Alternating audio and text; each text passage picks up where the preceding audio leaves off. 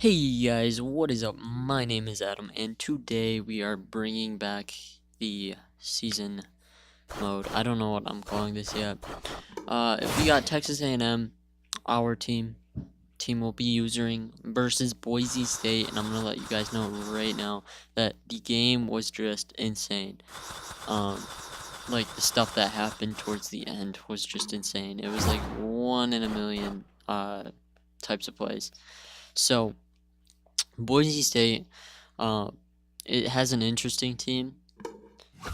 So it'll be an interesting game. I think we're playing at Boise State as well. So I'm gonna just change my batting order here, make sure it's the way I want it. I kind of do my batting orders weird, where my pitcher usually bats 7th, and then I put like a decent hitter at 9. Um, but I always make the top of my lineup pretty good, the top 4 of my lineup pretty good. And then like the next 3 pretty bad, and 8 and 9 good if I can. So that's kind of how I do this. But yeah, make sure to let me know in the comment section and elsewhere what you guys think of the series, if you're excited for it or not. Because that's something that would definitely help me moving forward, knowing that you guys want to watch this. So yeah.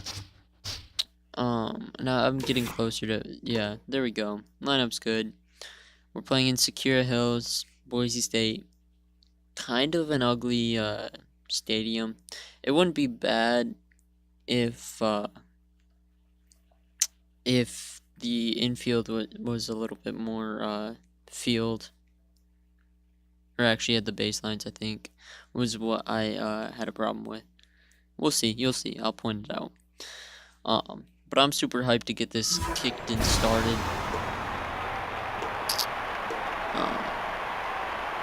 Yeah, it was, my problem was the infield and how it didn't have a field, really, the infield. That's what it was. But it's really not a bad stadium all around. And we start with a base hit, our leadoff man gets on. We're gonna try stealing, and we get caught. Their catcher has a good arm, so that's something we're gonna have to look for moving forward. And that's gonna be off the wall, double, good hit, kinda laggy. Oh well. So we got 1 out, runner on 2, and our third, our power hitter, one of our power hitters is up. I'm not even gonna refer to players by their names because I didn't change their names. They're like base names. So, but next season, I will definitely have like names for every player. So how this series is gonna work, I know I didn't really talk about it, but like every other video is gonna be me playing a game. So like this video is me playing a game. The next video I won't play a game, I'll sim a couple games, and then the following video I'll play my game again, and it kind of goes through that cycle. That is the plan. So we got 2 on, and that's going to be a liner down the third base line. We're going to send 1 home, 1 to third, 2 home, and run around 2. So we're going to score 2 there with an out still, only 1 out, run around 2 zip. I almost got a piece of that. We're starting strong here in Boise. So, as I was saying, I'm gonna kind of ignore the gameplay here. You can see for yourself how we're doing, how they're doing, things like that. But so we're gonna go every other episode playing a game. This first season's going to be kind of a lot more simming than there is playing. Just because I want to grind through this first season. There's 96 games. We're going to sim probably a little over 80 of them. We'll play at least like 10 of them. And we'll play all of playoffs. So, well, no, I lied. We have 5-game playoff series. So we'll play the first one, sim the next 2. And if we have to play any more, we'll play the 4th game, sim the 5th if it goes to a game 5. That's how that'll work. But well, I'll go into more into that once we get closer to playoffs. But we got 32 college teams in the league. It's gonna be nuts because all of the teams have like very similar ratings. Teams are balanced all around. The only team that actually got a title outside of when I created it was Vanderbilt, and that's because when I did a random number generator that only used, like, the way I did it only had, like, it would only use a number between 20 and 99 once. So you'd only have 199 rating across the whole team. And there's potential that it would slip through the cracks and the team wouldn't even get their 99. Vanderbilt ended up getting a lot of their 90s in speed, so they got Speed Demons as their title.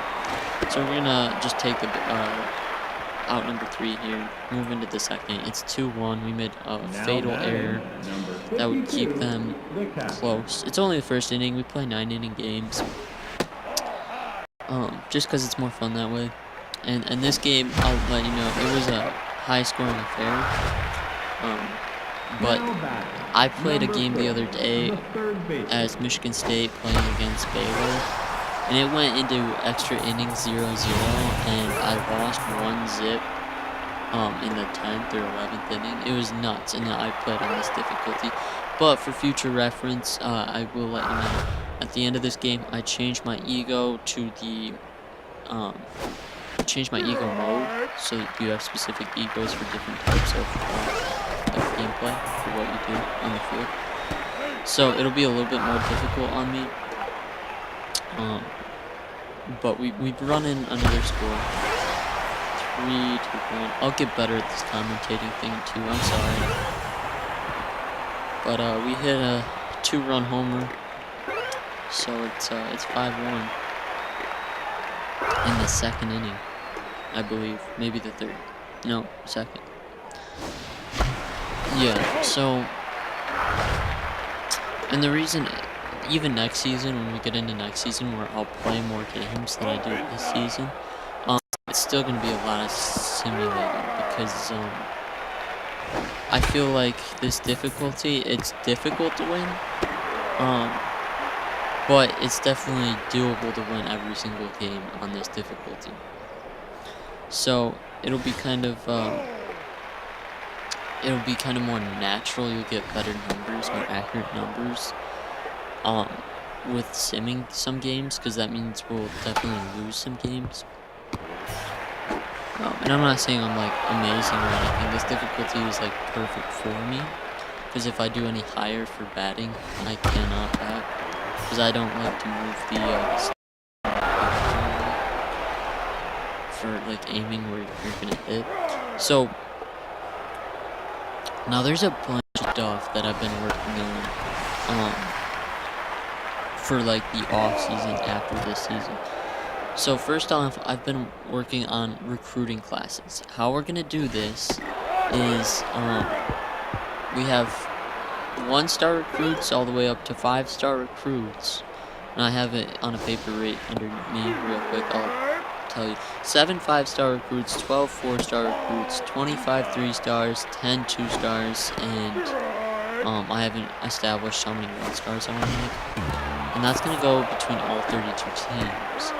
And basically, as we go through this season, you're gonna have each recruit kind of committing to their school, and there's gonna be a lot that goes into this. Basically, I have each player's top 3 schools right now, and as the season goes on, the schools that do better are gonna have a higher chance of landing that recruit. I'm gonna do a spinner, and the team with the most wins is gonna have the highest weight on the spinner, which means they'll have the highest chance of landing that recruit.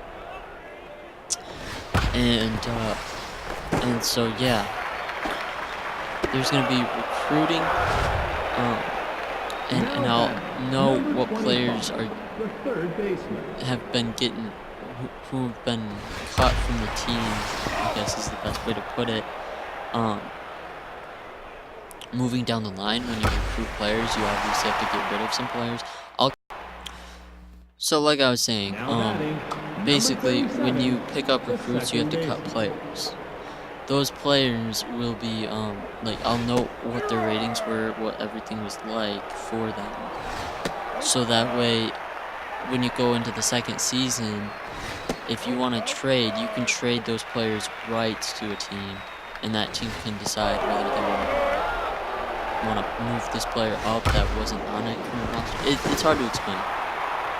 Essentially, when you cut players from your roster because of needing space for recruits, you will still have player rights to that player, team rights to that player. So you'll be able to trade them in like a package deal for other players. And I'll keep track of all that in a notebook. So it'll be fun. It'll be interesting. I know that's kind of confusing, and when we get around to doing that, it'll come, you'll see exactly what I'm talking about, and it'll make a lot more sense seeing it rather than me trying to explain it in the most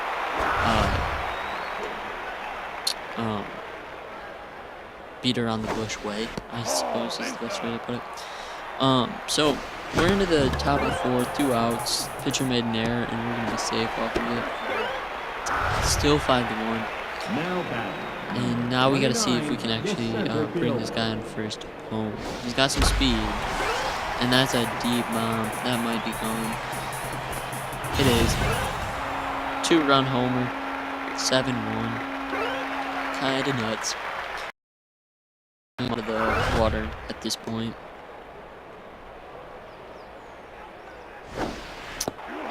Don't mind me, I'm still waking up, drinking coffee, doing my thing.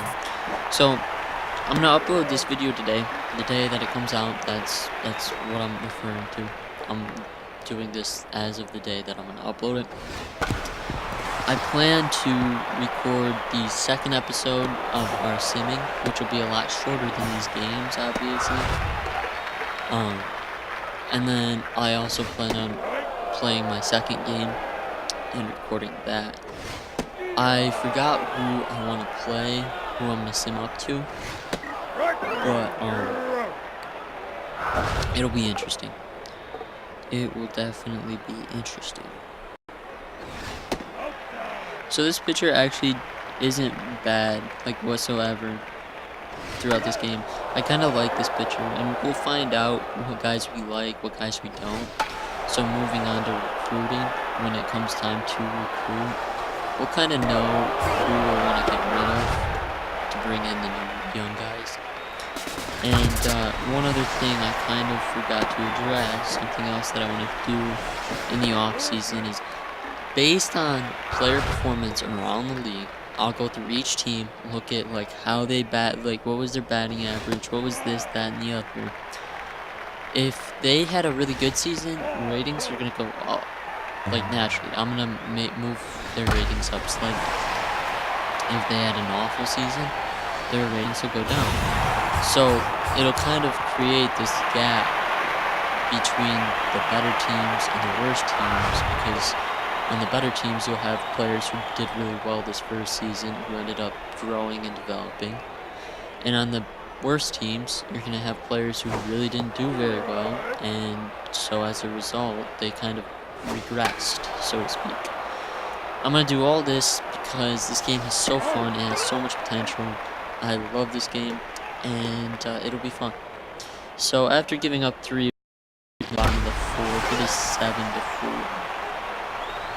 But we start this one off with a solo shot to put it 8-4. And these are Boise State's home uniforms. They're away unis. If you guys didn't see it in the last video I dropped, their away uniforms are like spot on with their colors, but like you either really like them or you really don't. So we're gonna kind of line this one right out to left field. 2 outs, and this one's deep. Is it deep enough? It'll drop for a double. I think that was my pitcher, which is kind of nuts. Run around 2. 2 outs. Contact hitter up, and he's just gonna pop this one way up. Not nearly deep enough to fall. Got a little underneath that one. And we move into the bottom of the 5th. So yeah, these games are gonna be rather long. So I'll kind of try to be entertaining here with it. I don't know, I've kind of debated about moving the innings down, but I know that playing 9 innings is just going to be more fun. Because you will get into those games that are like 0-1 coming into the bottom of the 9th, and we end up hitting a solo shot homer, send it into extra innings, and it'll just be fun. It'll bring more competitiveness. It'll give our pitchers more pitches, more innings. We'll get more rotations in. It's just gonna be better. And so, yeah. Now we have some good players. We have some bad players. Something that I think I'll get into more later on in the season is where I think we have our biggest holes at and why. Who's underperforming, who's performing higher than what we were expecting. Number 29, the center fielder. And be cool is as the season progresses, if we do really good as a team, all of my players' mojo is going to be up, which is going to be great because then they're going to play better than what their ratings say they should play. So it'll be definitely an interesting experience. The only thing I'm kind of worried about is being able to commentate for these 30-minute games, being able to entertain you guys, keep you guys like there with me through this journey for the 30-minute long games, because it'll be a little bit of a challenge for me to keep on talking. Yeah, we got 2 down, top of the 6th, runner on first. This is gonna hit around the gap, single. Runners on 1 and 2, 2 outs. Now back. 10-4 is the score. Second baseman. Didn't even mean to rhyme there, but it happened. And this is definitely my pitcher. Had to be. Has to be. Actually, I don't think it is. I think this is my second baseman. Yeah. Oof. So, yeah, we're gonna ground out. So we move into the bottom of the 6th. And this pitcher, like I said, he pitches great. He's been pitching a killer game. And but he is working his way as we actually give up a home run. It's 10-5. He is starting to run out of stamina, getting a little bit weaker with his pitches. You can kind of tell right there, bottom right, where his ratings are. And if you guys don't have this game, I definitely encourage you to get it. It is worth the price of admission. I tell you what. So much stuff that you can do with it. Like, you can see all these college teams I'm in. You can make pro teams. You can make your own teams. And it's just the amount of creativity incorporated within this game, plus the smooth gameplay that it has, is just nice. And we actually don't get that runner on first out, but we'll turn 2 here. Double play. There we go. Top of the 7th. Here we roll our pitcher up to bat. And this is where things start to get interesting. Like, you'll see some weird plays that start to happen. We line out to left field. That's nothing weird about that. That was just bad hit. Moving on. It's gonna get through the second baseman surprisingly for a single. And so runner on one out, top of the seventh. Right down the middle, an error by the second baseman will lead to a single. And we're looking to run the score up even more. Texas A&M Aggies baseball. I had to remember their mascot there. 2 strikes on me, waiting for my pitch, and he gives it to me. That's gonna be a nope. Just 1 out. Runners in the corners. 2 outs, I should say. And we foul that one off. Definitely close. Would have hit the wall if it was straight. And I reached for that one. I shouldn't have. It was in a good spot, top corner. But should have just let that one go. And we take a strikeout, unfortunately.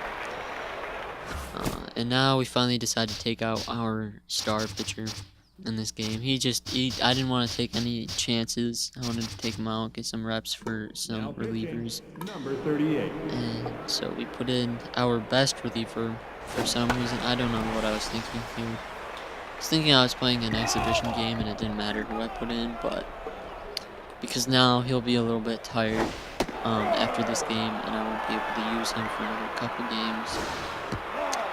But so be it. We're kind of pitching around him to see if we can get him to reach. He's got an interesting pitch selection. 4-seam, 2-seam slider curve. Pretty nice pitch selection, honestly. And we get the strikeout. Now batting, 23. They subbed out, which means we'll have a new pitcher to hit off. And this diving catch, what a catch by the left fielder. Great catch, it would have been fair. So, definitely impressive. Like I said, this is where weird stuff starts to happen. 2 strikes, 2 outs. And we pitch it in the bottom corner. And he donks at us. Our pitcher's basically dead. So, 2 outs, runner on first. We put in another reliever. And we actually get the 3rd out here. Alright, cool. So, 10-5 still. Top of the 8th. And he's trying to make me reach. It's deep. It's deep. It's gone. Come on. No. Robbed of a homer. The weird stuff just keeps piling on. We ground out to 3rd. 2 away. Top of the 8th. And we got a contact hitter up. And for those wondering like how I hit, how I pitch, is you can conservative pitch with A, or you can power pitch with X. Conservative hit with, or contact hit with A, power hit with X. I only, for hitting, I contact hit for the most part, unless the person I'm using has, unless the batter has a lot more power than contact, then I will power hit. For pitching, I just always conservative pitch. Just because I know that if I miss my spot, it won't be by much, usually. Whereas if I power pitch, I can end up like missing my spot by a lot. And I just, I prefer that.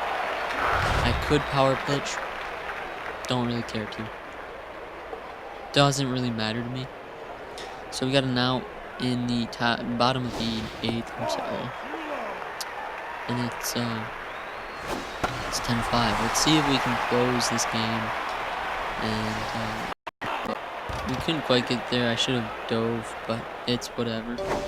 1 strike. Count it. 2. 1-2 count. 1 out. Change up to the bottom outside curve, or inside curve, I should say. And he's gonna foul it all.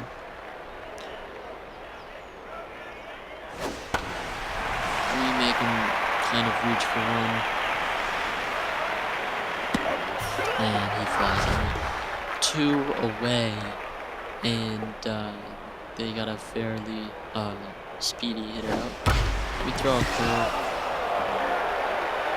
Kind of hung there, but he didn't really take advantage of it. Change up in the top outside corner. And we're going to try and make him reach for fastball here. He doesn't. 1-2 count, 2 strikes.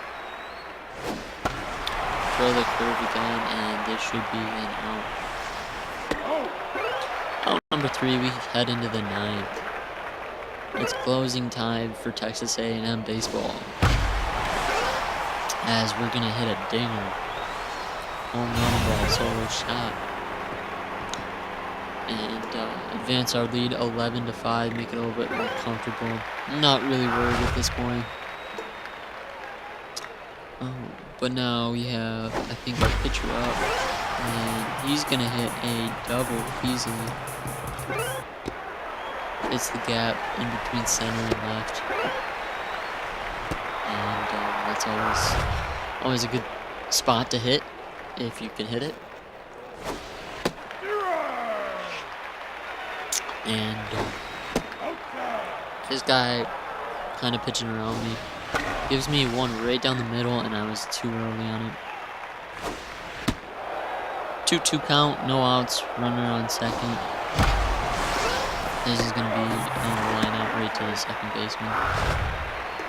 No advancing the runner. Runner on 2, 1 out. And pitcher makes an error.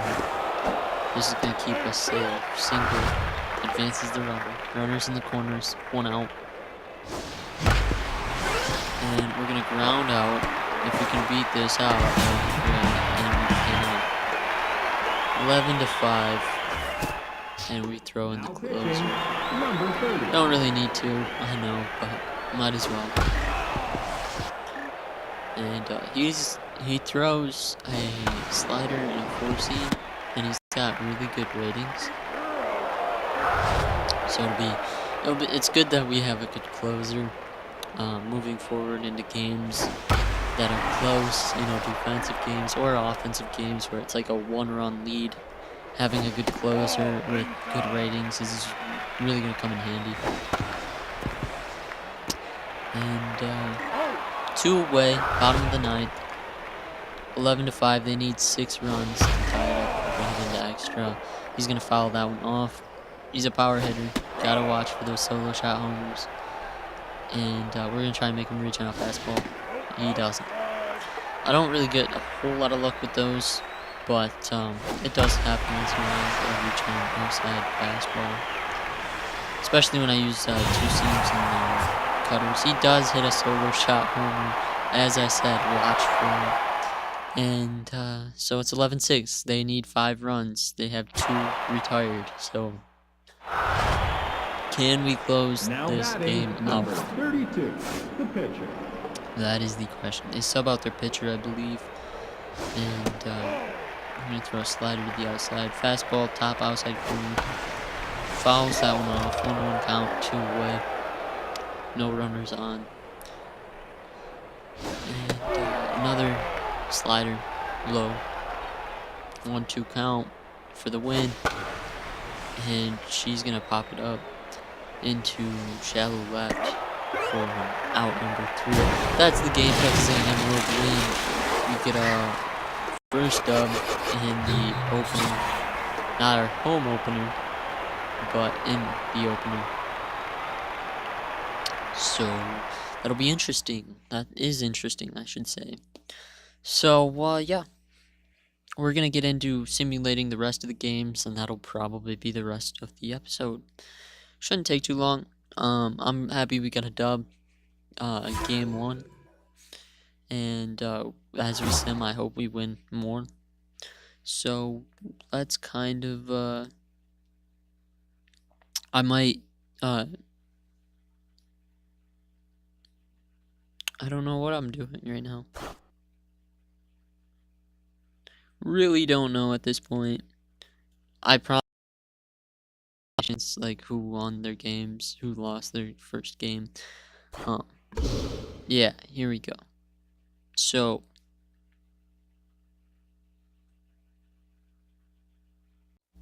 So, moving into the simulation, we got Michigan State, Syracuse first. If it'll load. Here we go. Syracuse is going to win that game. I think I end up skipping all the simulations and just showing you all of the like the final, like after the first opening day games.